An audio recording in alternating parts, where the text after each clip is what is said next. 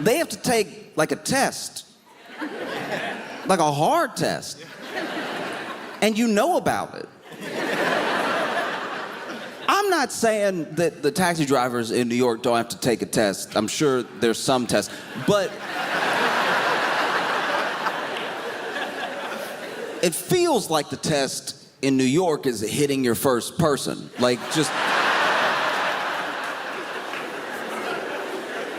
The test that y'all have created for your taxi drivers, to me, is wild, because it's a lot of knowledge that you have to have in you. Like, you need to know. And I understand that's probably back from when there were no alternatives. Like, they made this test a long time ago when, you know, you should know every inch, every corner, because you're gonna have to get people where they're going, and they may not know. But then GPS did come out. And so the fact that for the test, y'all make these taxi drivers sit there. They're not even taxi drivers yet. They want to be taxi drivers. And you make them sit there and tell them, hey, get me to this place. But they're not driving. They don't drive you there. They got to know how to get there in their head. That blows my mind. That they have to sit there and be like, all right, left on, right on, straight, 2 blocks. They have to do that like they're playing chess. Meanwhile, in the US, you hop in a cab. I've hopped in cabs that weren't that far from my apartment and told them my address, and they were like, where?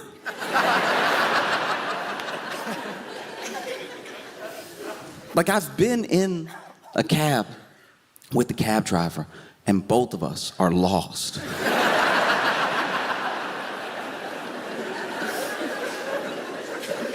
Like, I'm not saying people can't have a bad day or not know where something is. Maybe they've never been somewhere before. I understand that New York is a very big place and everything. But if I also have to pull out my Google Maps while you pull out your Google Maps, I don't know, maybe some sort of discount is in order? Like,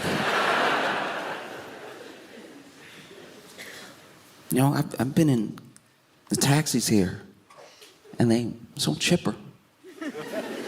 Ask you about yourself, how long you're visiting. And this isn't just one, this is like several. This has been my general experience, that they're very, very nice.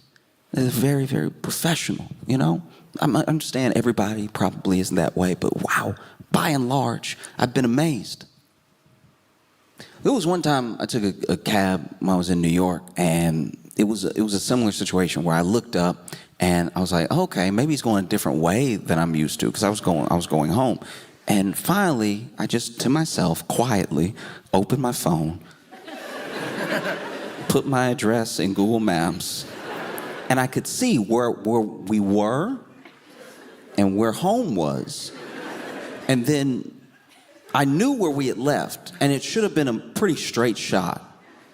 And we were going to the right. And in my head, I was like, is he taking me somewhere? Like, this is terrifying.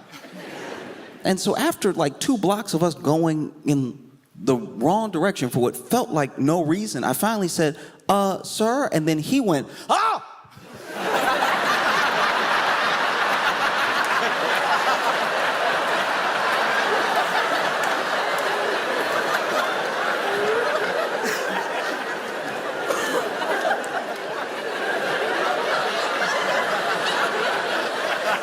He had forgotten I was in the taxi.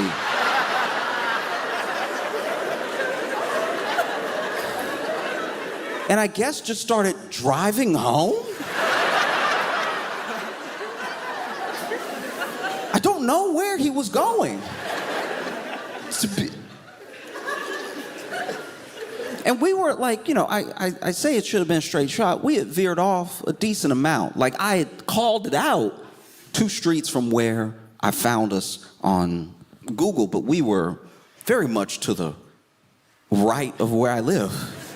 And so finally I was like, hey, are you all right? He's like, oh, yeah, you scared me. No, sir, no, I didn't. No, I didn't. I was in the middle of trying to pay you. And he's like, yeah, you scared me. Whew. Oh, man. Yeah, where'd you want to go? And I said my address, and he was like, oh, that's a little far.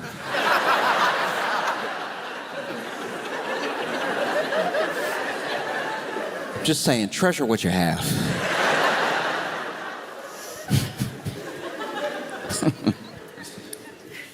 Even the fire doors here, y'all take very seriously. The fire doors are big here. We have them in the U.S. too, except there's one big difference between our fire doors there and your fire doors here. Your fire doors open in, which shocked me. They open in. And I was talking to somebody about it, talked to several people about it, and they were like, oh yeah, they open in because you don't want the backdraft to like let the fire out and everything, which does make, that's science.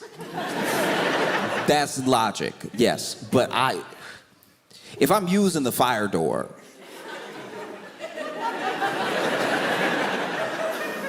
I would love to get out as fast as possible. That's just me. That's what we do over there, right? Which might be why so many of our buildings last, I suppose. But I was like, why do y'all open them in? Like the people using the fire door trying to get out. And the guy that I was talking to was like, look, yeah, I understand that may seem odd to you, but we as a country have made an agreement that you're already on fire. Be a gentleman about it and don't catch everyone else on fire, all right? I've been walking around London, been enjoying being here and everything. You know, it's hard to not just notice all the differences. Like what things are like where you're from and what things are like in the place that you're visiting. And I gotta say, wow, y'all really just walk out in front of the car like that. That is just...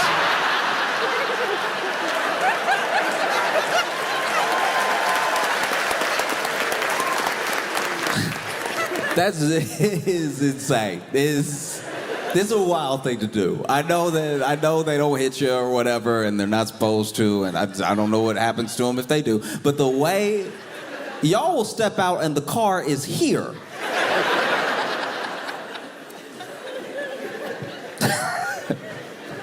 Wow.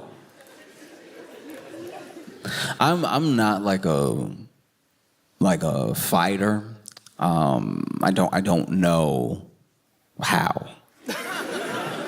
Jimmy, like I've tried before, but I fight the same way that I bake.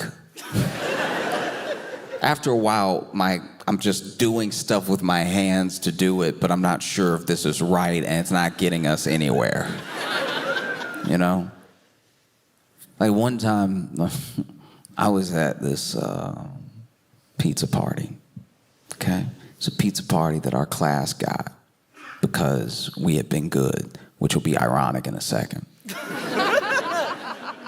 But the teacher, because we got this pizza party for being so good, the teacher had built trust in us, which was a huge mistake. And so the teacher ordered pizza for the class. We got all these pizzas and dished out like 2 slices for everybody. Pick any 2 slices of these 3 to 4 different kinds of pizza that you like. And then our teacher left the room. And I don't know where this teacher went. It wasn't until I got older that I could even read the signs and think back about it in a way that contextualized why this teacher may have left. I think the pizza party, I think the teacher leaving was because they were hungover. They clearly had to be hungover. This whole thing screams hungover because they left and they never came back. They never came back for the rest of the class. And so everybody's eating pizza. Some people are getting more full than others quicker and everything. And then finally, there was 1 slice left. And when I tell you that this classroom turned to Lord of the Flies so quickly, you would think we had never eaten. You would think This was a pizza party where almost all of us were full, and everyone wanted the last slice just to have it. So much so that people even debated whether we should just rip it up and let everybody have a little bit. And then a couple people were like, no, that's crazy. What's wrong with you? There's a whole slice of pizza for one of us. And this is how I knew I didn't know how to fight, because I also wanted a piece of the pizza. Admittedly, I was also like, let me go ahead, throw my hat in there, right? And there was one kid, he was very big. And so some people didn't want the smoke immediately because he was first to get tall. And tall in your mind when you're a kid means grown. So he's the adult in the room. But I was like, no, I want some of this pizza. There were some other kids, I want some of this pizza.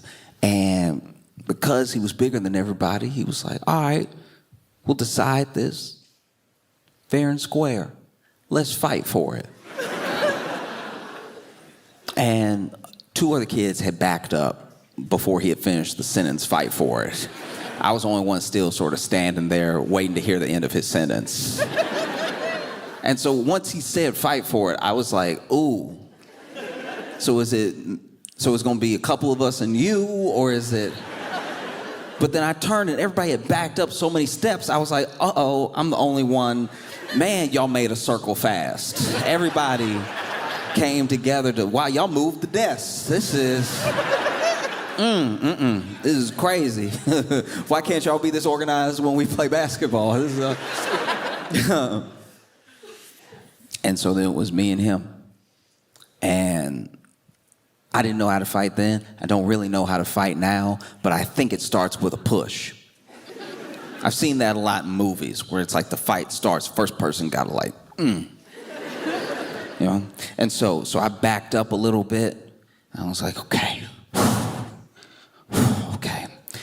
I'm gonna push him. He gonna fall down. He gonna explode. I'm gonna get some pizza. Also, you should know that your opponent doesn't know how to fight and to go easy on them when instead of this, they do this. This is salsa. And so I was like, okay. Right. Huh. And I went to push him, and I fell back. Because he wasn't built like a child, to be fair. And then I spring up real quick. I was like, okay, that didn't work. Looks like we're gonna have to go to slaps. Slaps are next. And so I tried to fake him out. I reared back like I was gonna punch him, and then I used my other hand. I was like, because I had seen that in the cartoons. I was like, that's how you gather the power. And then I tried to fake him out, other hand. And also, like in the cartoons, his head turned, and then he just stared at me.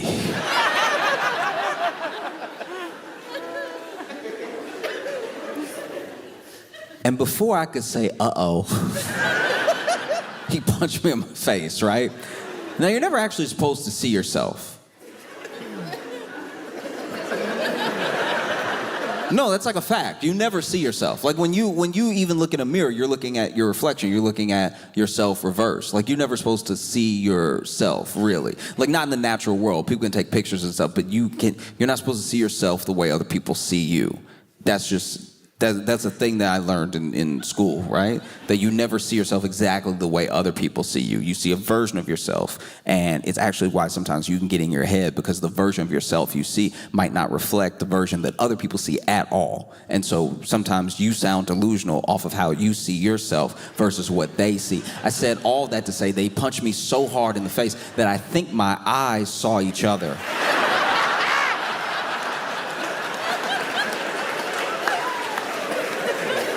I don't know. So the punch looked like an optical illusion where, you know how you forget your nose? Like your nose is actually in your field of vision all the time, but your brain forgets it, or else a nose would be blocking everything that you see all the time. So then you don't see your nose, but it's right there. It's right in your face. And the punch worked the same way. I didn't really see it coming, and then I saw it for a second, and then it was gone, which is how I thought, oh, maybe my head is caved around his fist.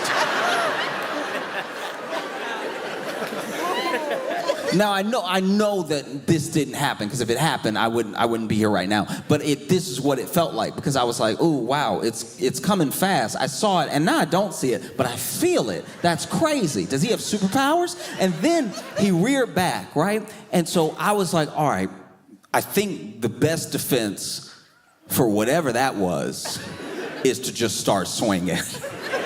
And so then I swung again, and you ever play Grand Theft Auto and fly out the car? And you know how you get that doll effect? You sort of flying forever, and then you bounce, and it changes your trajectory a little bit. Okay, anyway, I said that to say that I reared back for a real punch this time, no slap. Reared back, it was gonna be a real punch, and then when I started swinging, he hit me again. I didn't see this one at all. It felt like he had somebody help or something, because he hit me, I know he came around like this, but it stayed hidden forever. This kid hit me, and I turned my head from the punch and licked my elbow. Which you're not supposed to be able to do. You're actually not supposed, it's like a party trick if you can lick your elbow. You're not supposed to touch your elbow, but I think I twisted so hard with my mouth open saying no that I caught a taste of my elbow.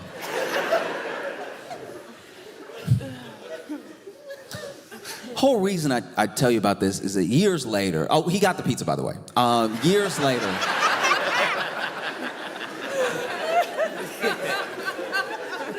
Years later, I found out that our teacher, who gave us the pizza party and then left us, who I'm sure now, through hindsight, was hungover, was seen later by one of our classmates who went to the bathroom, and on the way to the bathroom, they passed the teacher's lounge, and in the teacher's lounge, they saw our teacher just sitting, eating a whole pizza by themselves. Head hanging over the pizza, but whole pizza nonetheless. We were fighting for the last slice. You had like 11 more. It was crazy. I tried really hard to take a break, because I never want to be the type of person that talks about the same thing over and over again, you know? I thought, okay, maybe it's not even worth talking about, you know? Like Trump went to Davos. He went to Davos, and he was like, I demand Greenland. And then everybody at Davos was like, ah. And he was like, I want it, and I'm gonna take it. This is before he got there. I want him to take it. We're gonna get it. We're gonna take it. If you don't give it to us, and take it. And then he got there, and then when they were like, but yeah, you say you're gonna take it, but are you gonna like use military force? Are you really gonna come get it? Do you want the smoke? And he was like, I just like to have it if you.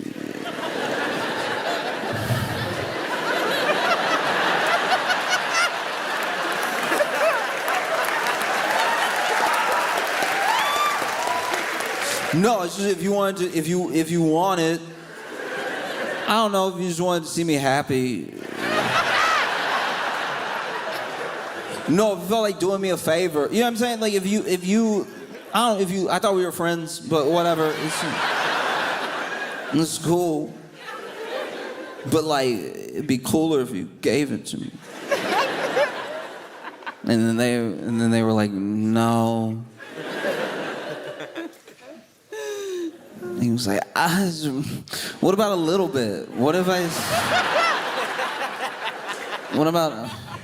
about some? Like, we're already there all the time. Maybe some. Maybe give me 2 pieces. Can I have 2 Greenlands? Just 2 little pieces. If it's okay with you.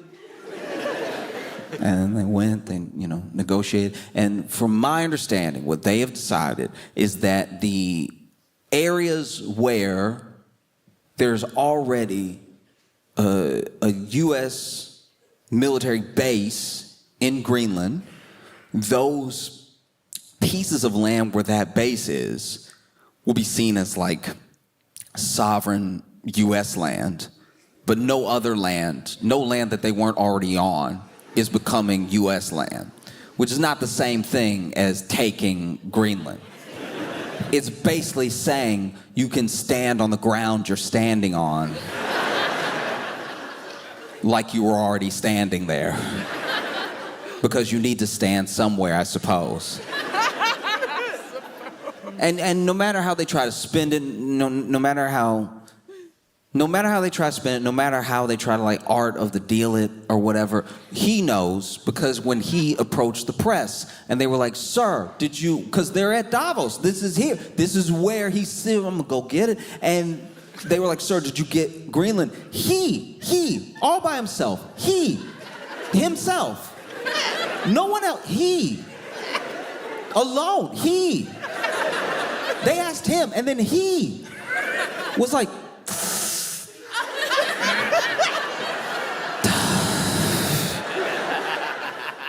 so you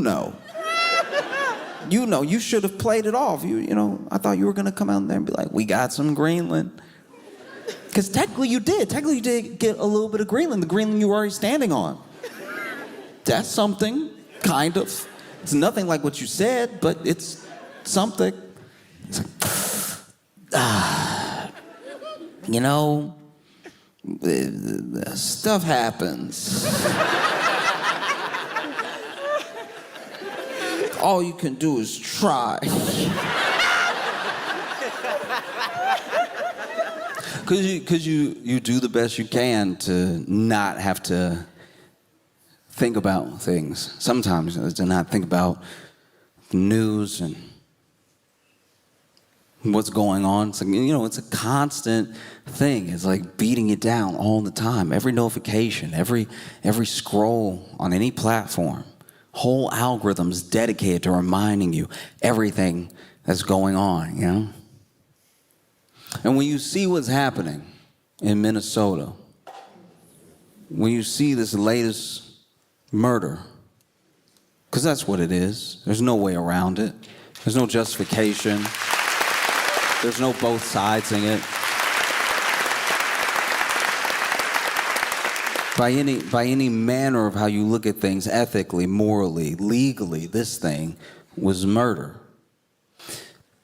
And so you see Alex Preddy in Minneapolis, Minnesota, trying to take up for someone else, trying to defend someone else, right? ICE pushed this woman to the ground, and he stepped in the way, had his hands up. And they didn't just knock him to the ground. They pistol whipped him, they beat him, and they shot him. All of it on camera, all of it with people watching. And I think it's very easy to see something like that happen somewhere else, and while being shocked, while being disgusted and horrified, while understanding every transgression, every moral failing about it, it's very easy to say, this thing is horrible. Thank God it can't happen here. And the problem with thinking that way is that that's exactly how things happen here. You think it can't come, and you think it can't come by virtue of who you are or how things operate.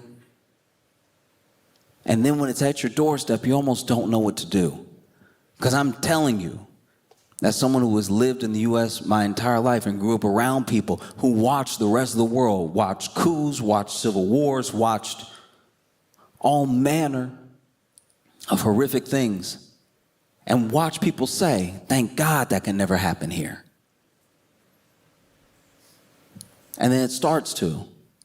And these people don't know what to do with themselves, because the whole reason it wasn't happening here was because we just told ourselves that it couldn't. We told ourselves a lie to make ourselves feel better. The only way it can't happen here is if it actually can't happen here. The only way it can't happen here is through the action it takes to hold people accountable nonstop to where it can never happen here. The only way that it cannot happen here is if there's an understanding that it could happen here. You know? I don't want to see what happened in Minneapolis happen anywhere else. Anywhere else in the world, anywhere else in the U.S., but there needs to be an understanding of what is happening. We're all the way to science fiction now. We're all the way to the classics. We're living in some sort of like George Orwell excerpt.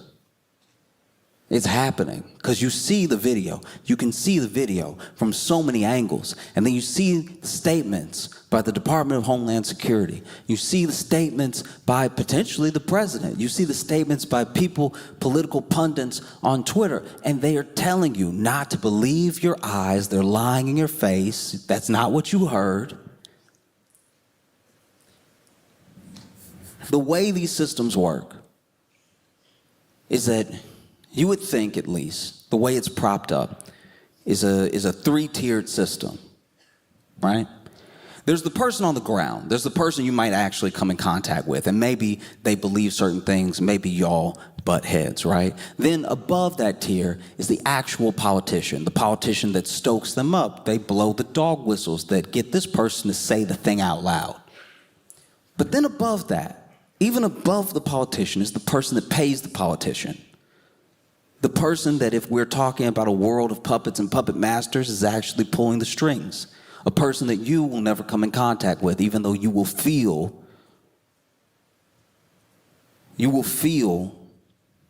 the extension of their power. You know? We see these systems fighting each other, right? Because someone would ask, anyone could ask, where are the Democrats right now? Where have the Democrats been? And you'll see some Democrats actually make some sort of statement, you know? But the statement will, interestingly, not have the same bite that you would expect. Y'all are supposed to be the opposition party. What's happening? What's happening is that the same corporate interests pay both people. You know, there's one party that is a bit better at being an extension of those interests outwardly, openly, but the other party is paid to do nothing in the meantime. But make no mistake, both parties can be owned. It's why you should never put your faith in a party. You put your faith in people all the time. You never stop believing in people. People move those parties. Those parties don't mean anything. Parties don't believe in anything. It's the people in those parties that actually make action happen. There's no one party that has handled everything right throughout human history or any government, but there are people that use the momentum that they create through a party to affect change. You know, they'll have you fighting over scraps, over whose scraps these should be. Meanwhile, they've broken off a whole piece for themselves. And the politician is perfectly happy to let them because they've already been paid off. You have to trust in the people that you meet. You have to build community anywhere that you can. And when you build a community large enough, you have an entire network of people that you can trust. Because trust, when you see something like what's happening right now in the U.S., where ICE attacked that man. ICE attacked that woman that the man was defending. ICE took away his weapon, a weapon he wasn't using. It's on camera. You can watch the whole thing. ICE beat that man. They shot him several times.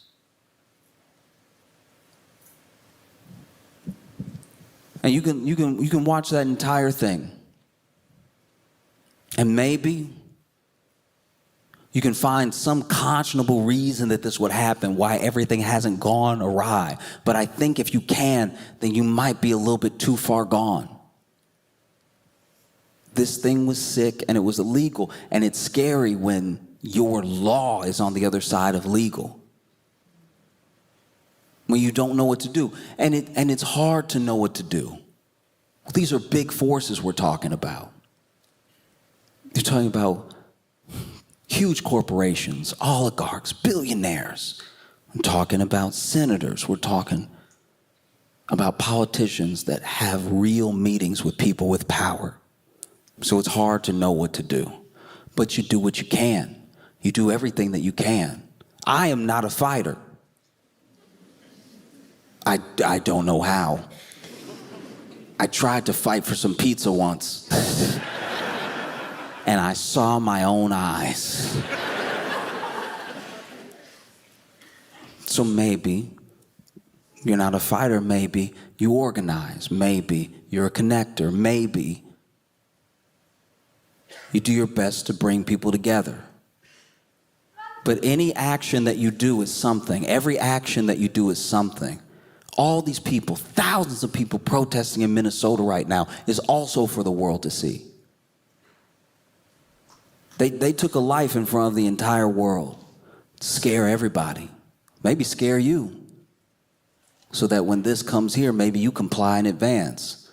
Palantir isn't just in one country. No? But thousands and thousands and thousands and thousands of people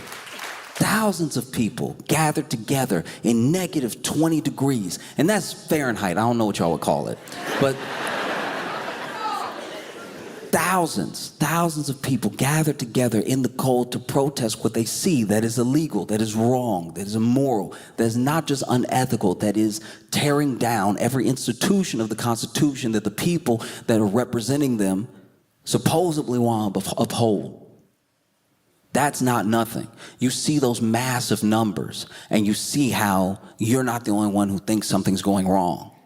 And when you're not the only one that thinks something's going wrong, you're not the only voice shouting for them to stop. And when you're not the only voice shouting for them to stop, you're not the only one rising up to make it stop. And when you're not the only one rising up to make it stop, you have an entire army of people behind you that support you, that have your back. Alex Preddy said, this is what's been said before he went to the protest, that he just wanted to make a difference. That's all he wanted. Trying to make a difference, standing in between someone else and more harm. That's something that's very brave to do. It's very scary to do. But it's what he could do. So he did it. Because now there is something that is on us. It's on every person that watches one of those videos. Alex wanted to make a difference. We decide if it makes a difference. All of us do.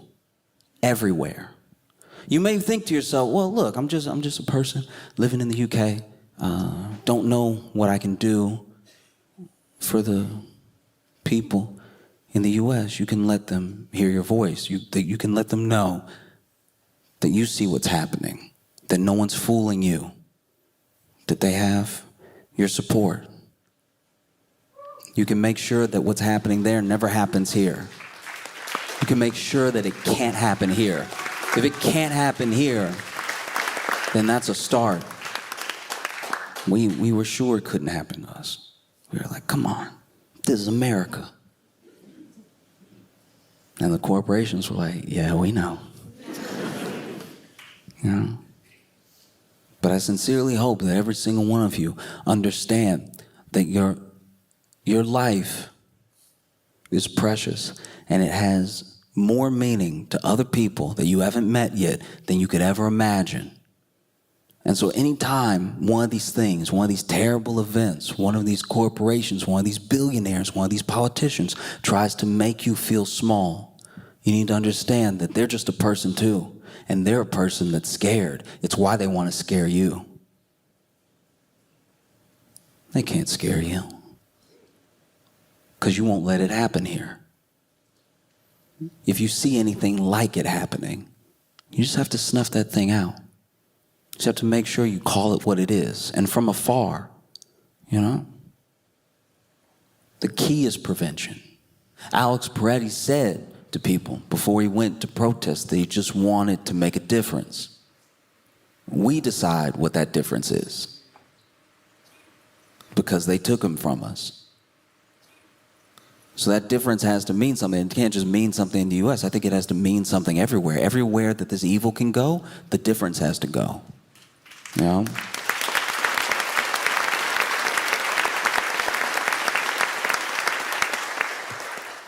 I'll tell you this thing before I go so that you heard something funny.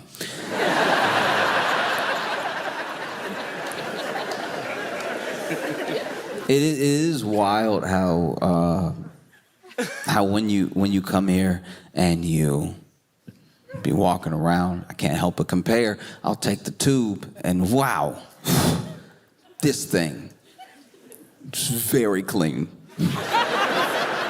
I say that and you might be thinking to yourself, no, it's not clean. I saw a bag of crisps on the floor.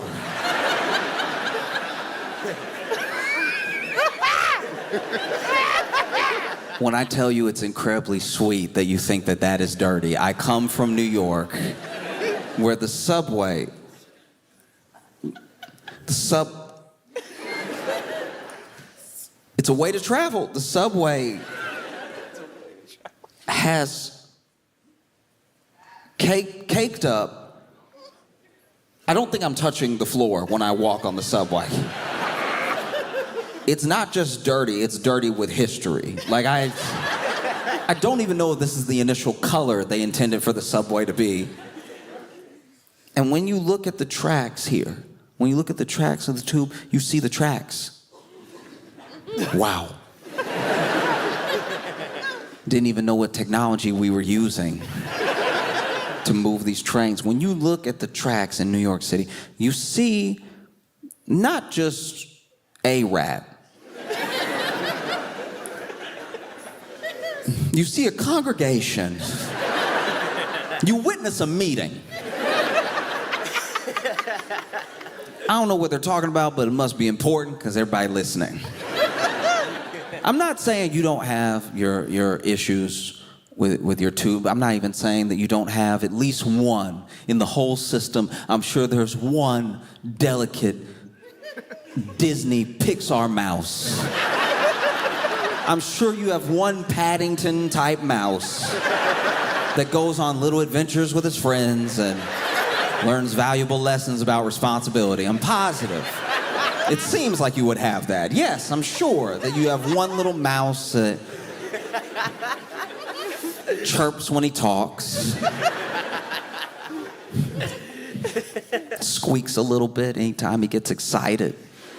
Y'all probably named him or whatever. Leave cheese out for him. No, I'm talking about a harrowing scenario. I'm talking about okay. Normally, and anyone who has been to New York City or lived in New York can attest to this, when you see the rats on the track, it's almost like a little zoo. You're like, oh, look at them. I mean, that's gross, but like, yeah, going about their day and everything. Oh, I wonder what that one's talking to that one about. Oh, they're both chasing each other back and forth and everything. Oh, they see a little bit of food, they're getting the food. And there's a very like innocent, I would even say like cohabitating mentality to it. Where you're like, all right, I'm not gonna do anything about this. And they're there and it's not affecting me, so whatever. But every once in a while, one of those rats will try to climb up to the platform where you are. And as soon as it happens, you're like, kill it, kill it, kill it, kill it, kill it, kill it. Because it doesn't even try to climb up normal. This thing doesn't just like peek its head up.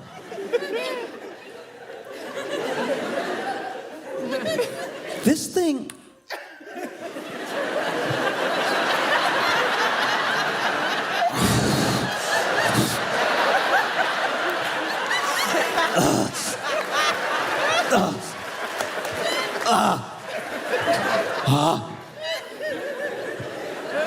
There was one time it was happening. There was one time this rat was climbing up the platform, gripping, trying to get on top. And everybody, some people backed up, 2 people screamed. It's one of the rare times in my life